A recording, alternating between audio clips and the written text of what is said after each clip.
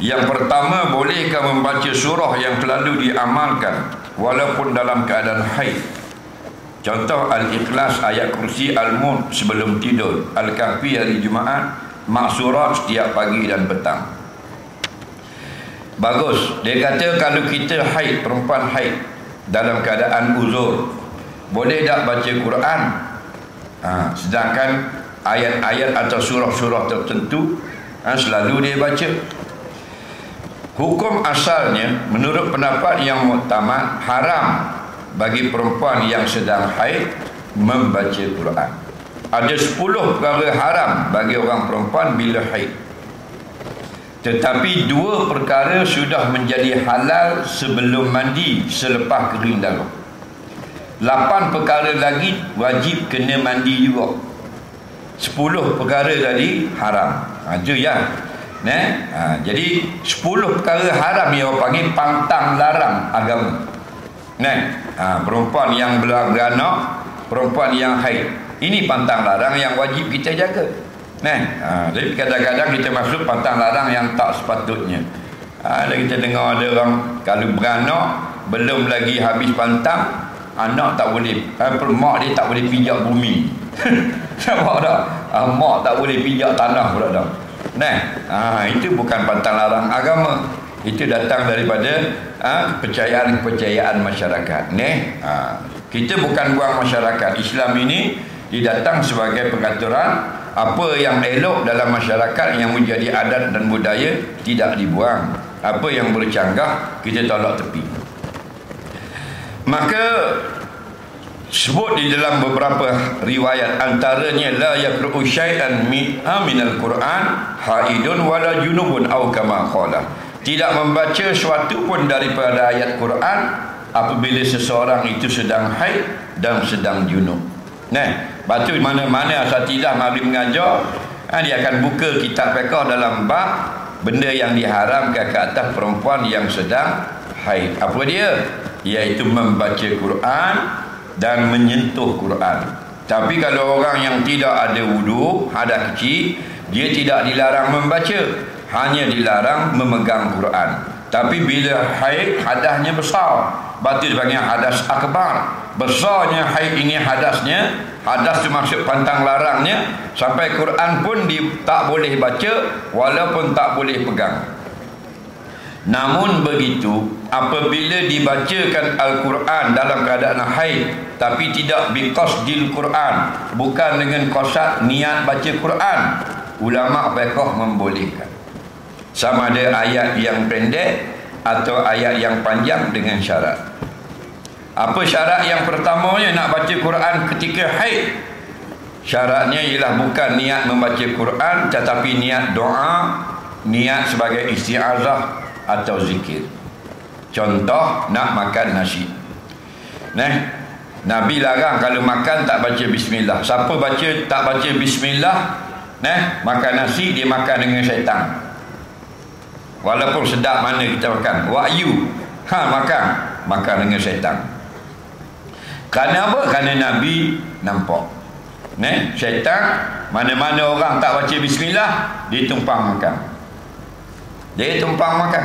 Seorang budak, dia tengok Nabi duduk makan-makan dengan sahabat dekat masjid, dia mari masuk, dia terus makan. Nabi tak marah budak-budak makan, tapi budak tu tak baca bismillah. Nabi kata, ya ulang, hai budak, kul bi bismillah, makan baca bismillah dulu. Nampak? Dan hadis yang lain, Nabi kata siapa yang makan tak baca bismillah, syaitan makan sama. Tengok tu. Jadi selama ni banyak tak kita duduk makan dengan syaitan? Makan dengan MB jarang-jarang, makan dengan syaitan banyak.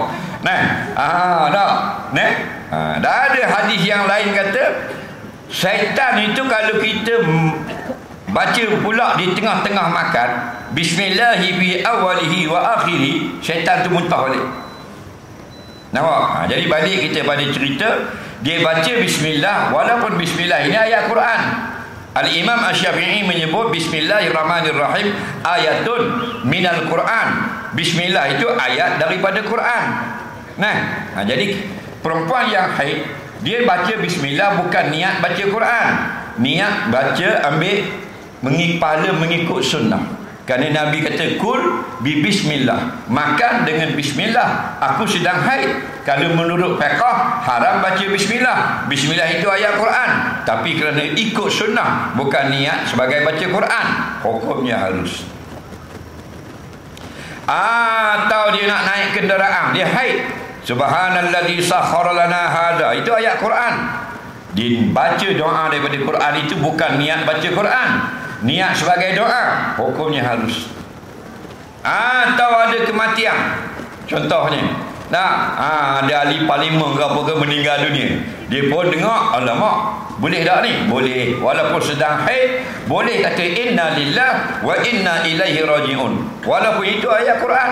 Alladzina idza asabakum musibah qalu inna lillah. Allah sebut dalam Quran orang-orang yang apabila berlaku musibah dia pun segera menyebut inna lillah, ayat Quran. Tapi la biqasdil Quran, jangan niat baca Quran, niat sebagai zikir atau mengingatkan kematian. Baik, terjawab sudah.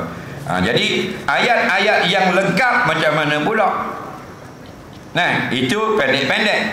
Kalau yang lengkap, contoh Rasulullah SAW pesan malam-malam sebelum tidur nak baca 3 kul, tiup pada tangan, sapu pada badan, supaya sihir tidak kena kita. Kalau ada orang nak khianat, hantar sihir ke apa, tak kena.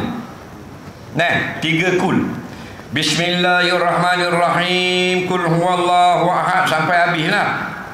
Bismillahirrahmanirrahim, kul a'udzu birabbil falaq sampai habis. Bismillahirrahmanirrahim, kul a'udzu birabbin nas sampai habis. Tiup pada tapak tangan, tiup tapak tangan, sapu kepala sampai kaki sebelum tidur. Nampak? Malam itu kalau ada orang jahat nak sihir kita, tak kena. Malam esok kena. Pasal apa? Tak ingat baca. Nampak tak? Sedap sangat sembang, tak ingat baca. Kalau ada orang hantar sihir, jangan salah korang. Dan Nabi bagi awal dah, baju kali peluru mu tak pakai. Jadi perempuan yang sedang haid setiap malam baca 3 kul, faham? Tiba-tiba malam tu dia haid, baca juga boleh. Jangan niat baca Quran, niat isti'azah, niat perlindungan diri. Okey? Faham? Tapi 3 kul tu baca lengkap lah. Jangan 3 kul aja nak tidur, 3 kul. Jangan gitu. Baca penuh.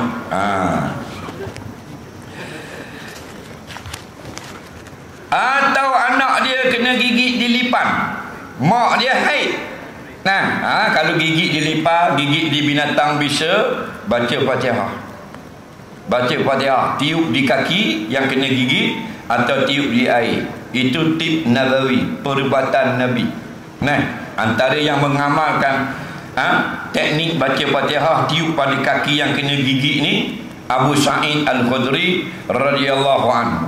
Dia pernah berubat lagu tu apabila seorang JKK di zaman dulu ketua kampung kena gigit kaki dia, bekak, tak jadi apa dah berubat, dia yang tiup bacaan surah Al-Fatihah. Jadi Al-Fatihah itu ayat Quran. Anak kena gigit di lipan, mak period, mak sedang haid, boleh baca. Ingat kita ajar begini, boleh baca Fatihah lengkap 7 ayat, tapi tidak dengan kosak baca Quran. Niat sebagai doa atau niat sebagai jampi. Tiup pada kaki itu insya-Allah. Lipan tu gigit laki kita, amu tiup sendirilah. Amu besar dah.